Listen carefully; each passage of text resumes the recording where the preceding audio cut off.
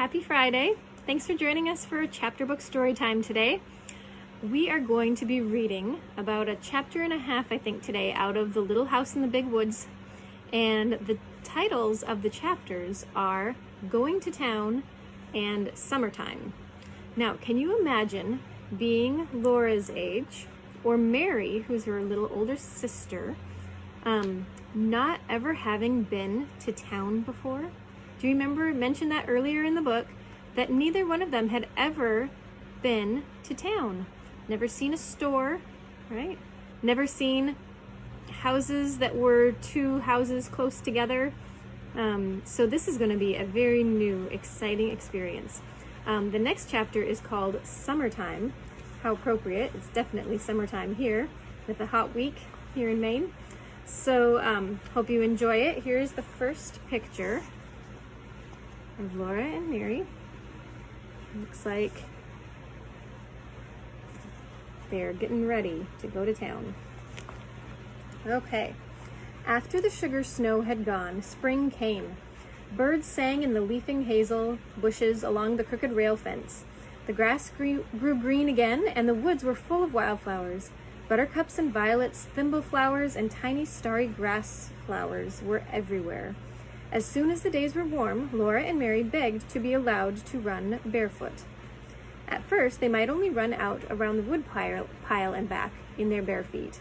Next, they could run farther, and soon their shoes were oiled and put away, and they ran barefoot all day long. Every night they had to wash their feet before they went to bed. Under the hems of their skirts, their ankles and their feet were as brown as their faces. They had playhouses under the two big oak trees in front of the house. Mary's playhouse was under Mary's tree, and Laura's playhouse was under Laura's tree. The soft grass made a green carpet for them. The green leaves were the roofs, and through them they could see bits of the blue sky. Pa made a swing of tough bark and hung it to a large, low branch of Laura's tree. It was her swing because it was in her tree, but she had to be unselfish and let Mary swing in it whenever she wanted to. Mary had a cracked saucer to play with, and Laura had a beautiful cup with only one big piece broken out of it.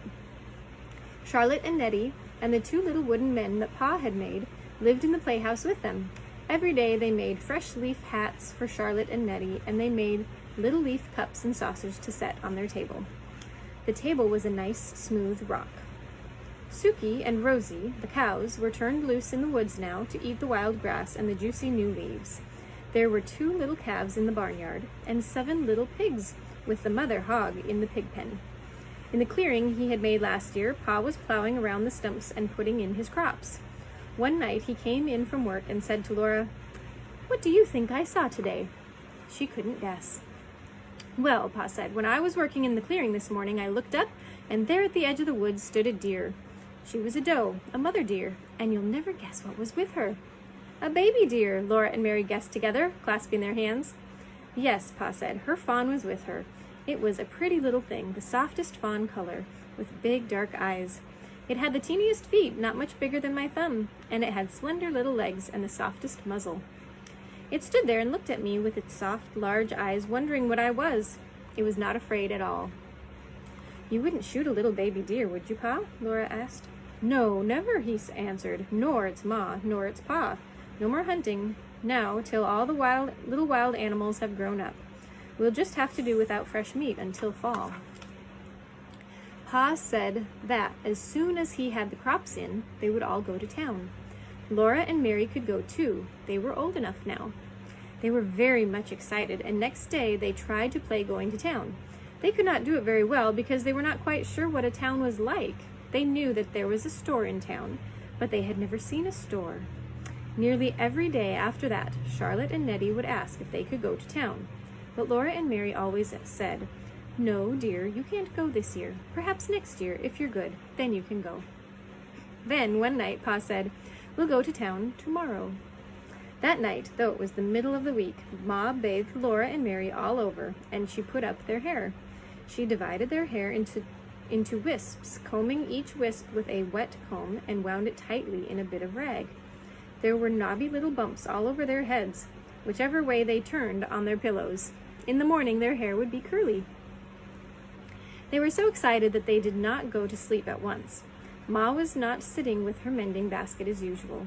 She was busy getting everything ready for a quick breakfast and laying out the best stockings and petticoats and dresses, and Pa's good shirt, and her own dark brown calico with the little purple flowers on it. The days were longer now. In the morning, Ma blew out the lamp before they finished breakfast. It was a beautiful, clear spring morning. Ma hurried Laura and Mary with their breakfast, and she washed the dishes quickly. They put on their stockings and shoes while she made the beds. Then she helped them put on their best dresses, Mary's china blue calico and Laura's dark red calico. Mary buttoned Laura up the back, and then Ma buttoned Mary. Ma took the rags off of their hair and combed it into long round curls that hung down over their shoulders. She combed so fast that the snarls hurt dreadfully. Mary's hair was beautifully golden, but Laura's was only a dirt-colored brown. When the curls were done, Ma tied their sunbonnets under their chins. She fastened her collar with the gold pin, and she was putting on her hat when Pa drove up to the gate. He had curried the horses till they shone. He had swept the wagon box clean and laid a clean blanket on the wagon seat. Ma, with baby Carrie in her arms, sat up on the wagon seat with Pa, and Laura and Mary sat on a board fastened across the wagon box behind the seat. They were happy as they drove through the springtime woods. Carrie laughed and bounced, Ma was smiling, and Pa whistled as he drove the horses. The sun was bright and warm on the road. Sweet, cool smells came out of the leafy woods. Rabbits stood up in the road ahead, their little front paws dangling down and their noses sniffing, and the sun shone through their tall, twitching ears. When they bounded away with a flash of little white tail. Twice Laura and Mary saw deer looking at them with their large, dark eyes from the shadows among the trees. It was 7 miles to town. The town was named Pepin, and it was on the shore of Lake Pepin. After a long time, Laura began to see glimpses of blue water between the trees. The hard road turned to soft sand. The wagon wheels went deep in it, and the horses pulled and sweated. Often, Pa stopped them to rest for a few minutes. Then, all at once, the road came out of the woods, and Laura saw the lake. It was as blue as the sky, and it went to the edge of the world. As far as she could see, there was nothing but fat blue water. Flat blue water. Very far away, the sky and the water met, and there was a darker blue line. So here's a picture of the lake that they came up to, Lake Pepin.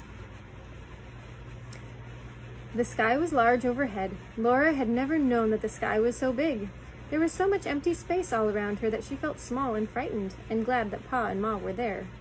Remember, where they live, there are so many trees that everything seemed closed in, right? They weren't big open spaces, they were in the woods. Suddenly, the sunshine was hot. The sun was almost overhead in a large, empty sky, and the cool woods stood back from the edge of the lake. Even the big woods seemed smaller under so much sky. Pa stopped the horses and turned around on the wagon seat. He pointed ahead with his whip. "There you are, Laura and Mary," he said. "There's the town of Pepin." Laura stood up on the board, and Pa held her safe by the arm so she could see the town. When she saw it, she could hardly breathe. She knew how Yankee Doodle felt when he could not see the town because there were so many houses. Right on the edge of the lake, there was one great big building. That was the store. So here they are driving into Pepin in their wagon with the girls sitting on the board behind. Here's our store. That was the store, Pa told her. It was not made of logs. It was made with wide gray boards running up and down. The sand spread all around it. Behind the store there was a clearing, larger than Pa's clearing in the woods at home. Standing among the stumps, there were more houses than Laura could count. They were not made of logs either. They were made of boards, like the store. Laura had never imagined so many houses, and they were so close together. Of course, they were much smaller than the store. One of them was made of new boards that had not had time to get gray. It was the yellow color of newly cut wood. People were living in all these houses. Smoke rose up from their chimneys. Though it was not Monday, some women had spread out a washing on the bushes and stumps by their house. Several girls and boys were playing in the sunshine in the open space between the store and the houses. They were jumping from one stump to the next stump and shouting. Well, that's Pepin, Pa said. Laura just nodded her head. She looked and could not say a word. After a while, she sat down again, and the horses went on. They left the wagon on the shore of the lake, and Pa unhitched the horses and tied one to each side of the wagon box. Then he took Laura and Mary by the hand, and Ma came beside them carrying baby Carrie. They walked through the deep sand to the store. The warm sand came in over the tops of Laura's shoes. There was a wide platform in front of the store, and at one end of it, steps went up to it out of the sand. Laura's heart was beating so fast that she could hardly climb the steps. She was trembling all over. This was the store to which Pa came to trade his furs. When they went in, the storekeeper knew him. The storekeeper came out from behind the counter and spoke to him and to Ma, and then Laura and Mary had to show their manners. Mary said, "How do you do?" But Laura could not say anything. The storekeeper said to Pa and Ma, "That's a pretty little girl you've got there," and he admired Mary's golden curls. But he did not say anything about Laura or about her curls. They were ugly and brown. The store was full of things to look at. All along one side of it were shelves full of colored prints and calicos. There were beautiful pinks and blues and reds and browns and purples. On the floor along the sides of the plank counters were the kegs of nails and kegs of round gray shot, and there were big wooden pails full of candy. There were sacks of salt and sacks of store sugar. In the middle of the store was a plow made of shiny wood with a glittering bright plowshare, and there were 6 steel heads and hammerheads and saws and all kinds of knives, hunting knives and skinning knives and butcher knives and jackknives. There were big boots and little boots, big shoes and little shoes. Laura could have looked for weeks. Here they are, looking at all the things in the store.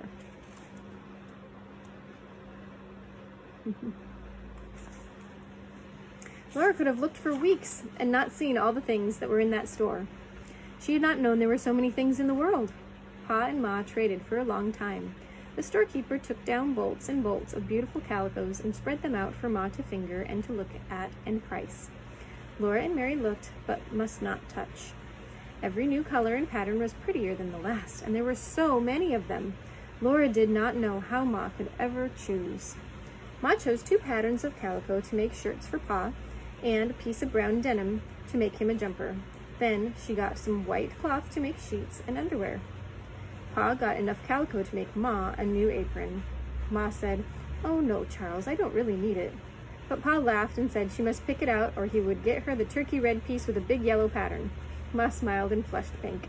And then she picked out a pattern of rosebuds and leaves on a soft fawn-colored ground. Then Pa got for himself a pair of galooses and some tobacco to smoke in his pipe. And Ma got a pound of tea and a little paper package of store sugar to have in the house when company came. It was a pale brown sugar, not dark brown like the maple sugar that Ma used for every day. When all the trading was done, the storekeeper gave Mary and Laura each a piece of candy. They were so astonished and so pleased that they just stood looking at their candies. Then Mary remembered and said, "Thank you." Laura could not speak. Everybody was waiting and she could not make a sound.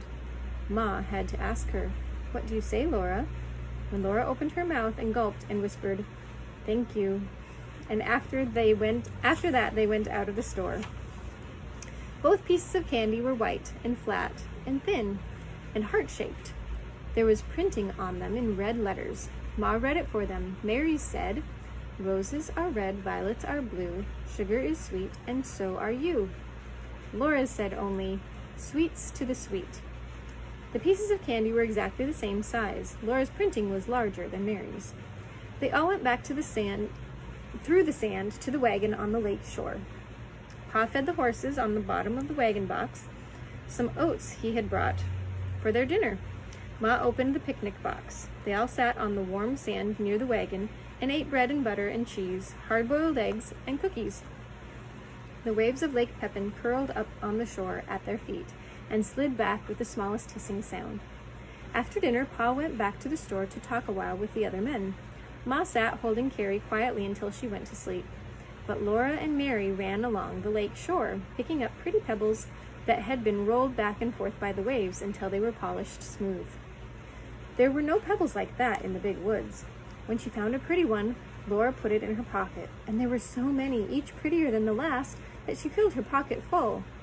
Then Pa called, and they ran back for the wagon, for the horses were hitched up and it was time to go home. Laura was so happy that she ran through the sand to Pa, with all those beautiful pebbles in her pocket. But when Pa picked her up and tossed her into the wagon, a dreadful thing happened. The heavy pebbles tore her pocket right out of her dress.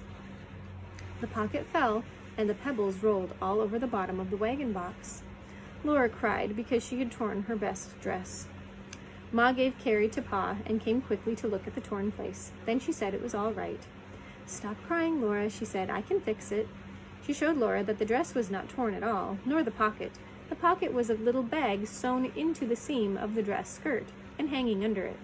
Only the seams had ripped, so Ma could sew the pocket in again, as good as new.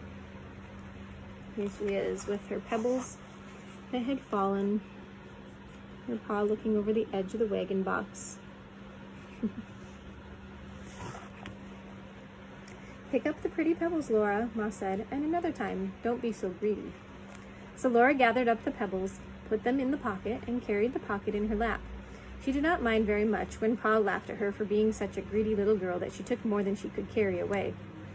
Nothing like that ever happened to Mary. Mary was a good little girl who always kept her dress clean and neat and minded her manners. Mary had lovely golden curls, and her candy heart had a poem on it. Mary looked very good and sweet, unrumpled and clean, sitting on the board beside Laura. Laura didn't think it was fair. But it had been a wonderful day, the most wonderful day in her whole life. She thought about the beautiful lake and the town that she had seen, and the big store full of so many things. She held the pebbles carefully in her lap, and her candy heart wrapped carefully in her handkerchief, until she got home and could put it away to keep always. It was too pretty to eat. The wagon jolted along the homeward road through the big woods. The sun set and the woods grew darker, but before the last of the twilight was gone, the moon rose, and they were safe, because Pa had his gun. The soft moonlight had come down through the treetops and made patches of light and shade on the road ahead. The horses' hooves made a cheerful clippity-clop. Laura and Mary did not say anything because they were very tired, and Ma sat silently holding baby Carrie, sleeping in her arms. But Pa sang softly, "Mid pleasures and palaces, though we may roam, be it ever so humble, there's no place like home." The next chapter is titled Summertime. Now it was summertime, and people went visiting. Sometimes Uncle Henry or Uncle George or Grandpa came riding out of the big woods to see Pa. Ma would come to the door and ask how all the folks were, and she would say, "Charles is in the clearing." Then she would cook more dinner than usual, and dinner time would be longer. Pa and Ma and the visitor would sit talking a little while before they went back to work. Sometimes Ma let Laura and Mary go across the road and down the hill to see Mrs. Peterson. The Petersons had just moved in. Their house was new and always very neat, because Mrs. Peterson had no little girls to muss it up. She was a Swede, and she must let Laura and Mary look at the pretty things that she had brought from Sweden, laces and colored embroideries and china. Mrs. Peterson talked Swedish to them, and they talked English to her, and they understood each other perfectly. She was always giving them each a cookie when they left, and they nibbled the cookies very slowly while they walked home. Laura nibbled exactly half of hers, and Mary nibbled exactly half of hers, and the other halves they saved for baby Carrie. Then when they got home, Carrie had 2 half cookies, and that was a whole cookie. This wasn't right. All they wanted to do was divide the cookies fairly with Carrie. Still, if Mary saved half her cookie while Laura ate the whole of hers, or if Laura saved half and Mary ate her whole cookie, that wouldn't be fair either. They didn't know what to do, so each saved half and gave it to baby Carrie. But they always felt that somehow that wasn't quite fair. Can you guys figure out how they should have done it, where they each would have gotten the same amount? Sometimes a neighbor sent word that the family was coming to spend the day. Then Ma did extra cleaning and cooking and opened the package of store sugar.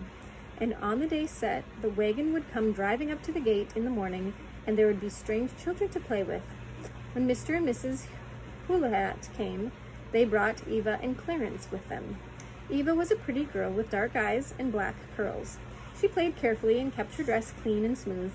Mary liked that, but Laura liked better to play with Clarence. Clarence was red-headed and freckled and always laughing. His clothes were pretty too, but he wore a blue suit buttoned up all the way the front with bright gilt buttons and trimmed with braid, and he had copper-toed shoes. The strips of copper across the toes were so glittering and bright that Laura wished she were a boy. Laura wished she were a boy. Little girls didn't wear copper toes. Laura and Clarence ran and shouted and climbed trees, while Mary and Eva walked nicely together and talked.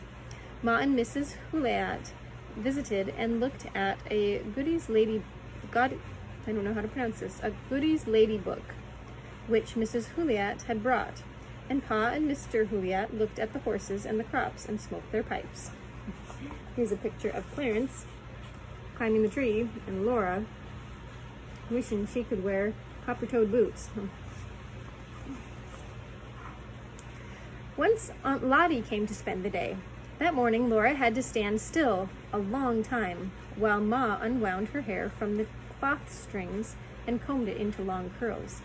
Mary was already sitting primly on a chair, with her golden curls shining and her china blue dress fresh and crisp. Laura liked her own red dress, but Ma pulled her hair dreadfully, and it was brown instead of golden, so that no one noticed it. Everyone noticed and admired Mary's.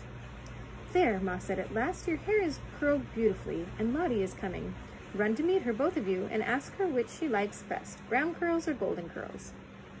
Laura and Mary ran out of the door and down the path, for Aunt Lottie was already at the gate. Aunt Lottie was a big girl, much taller than Mary.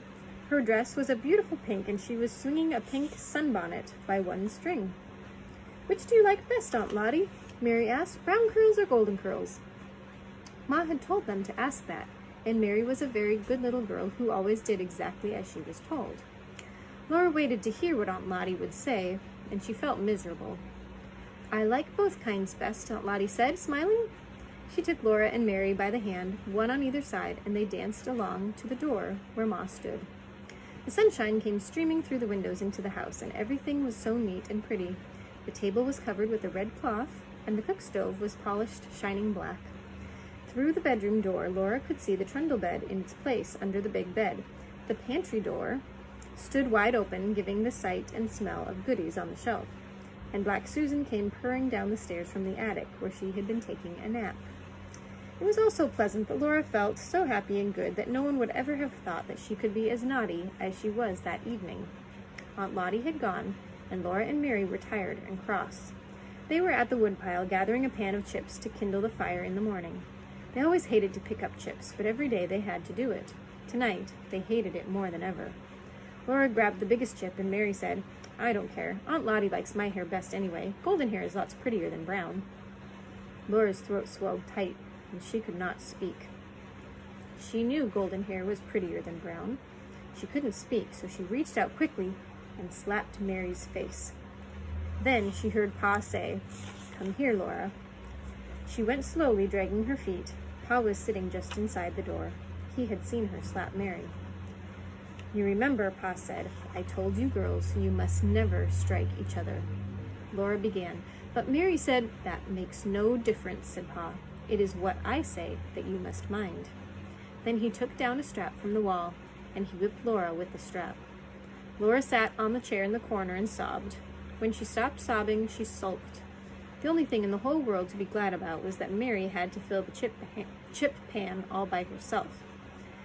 At last, when it was getting dark, Pa said again, "Come here, Laura."